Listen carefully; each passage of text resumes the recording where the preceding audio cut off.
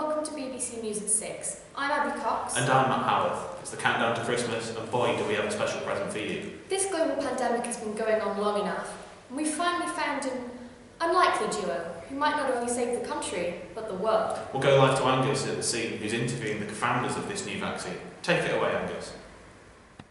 We are here with Dr. Cosgrove and Mrs. Dodd, the mind behind this newly developed vaccine. So how was the development process for you both? Well, I found it very rewarding.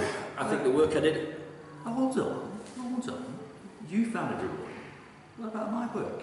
Well, I think you'll find there's only one BSc in the room. So the world thanks you for this vaccine, but what can we call it? Oh, I think it's obvious, it's the Dodds vaccine. The Dodds vaccine? Why not? I'm outraged.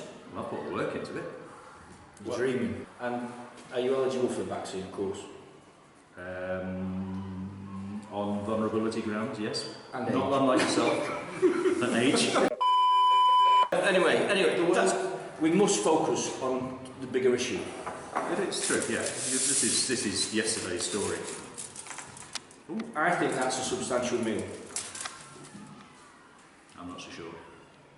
It depends on, not just Scotch egg. You can have a bit of gravy. Is it? Yeah, but it's, or chips. You could have chips. Chips? Would allow chips, that, yeah. I think chip with a couple of chips would do the trick. But on its own, would it be a substantial meal? That's the question. One eternity later. I think it needs to be a bigger egg. Possibly, you put an ostrich egg. Would that be a substantial meal? I think we'd go with an ostrich egg for you, sir. Yeah. Okay. So that's the important question today. Yeah. Well, thank you very much for your time. We hope to all see your vaccine soon. Thank you. Thank you very much, Mr. Dodds and Dr. Cosgrove. Back to you in the studio.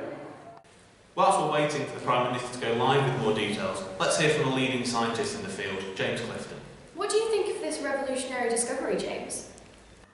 Well, Abby, from scientific evidence gathered, it is clear to... James, sorry to interrupt, but we're going live now with the Prime Minister for his daily update.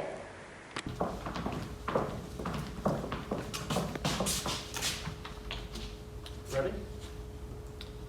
Good evening, folks. As I'm sure you're aware, the recent vaccine development at Sandbach School has been a fantastic success. We'd all like to pay our gratitude to the teachers involved, particularly Mr. Dodds and Dr. Cosgrove. I'm going to hand over now to my scientific advisor to explain the implications of this tremendously exciting news for the nation. Tom. Thanks, Pierre. As you can see, indicated by the first slide, there is an exponential increase in the number of cases that we are witnessing in the UK. Next slide, please. With the introduction of a vaccine, we hope to see the numbers to fall off drastically.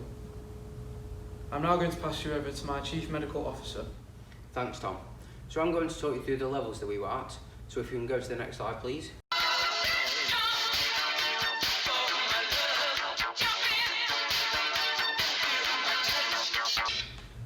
So as you can see, this is where we were in March, and as the graph tells you, we were at the highest level that we could be at.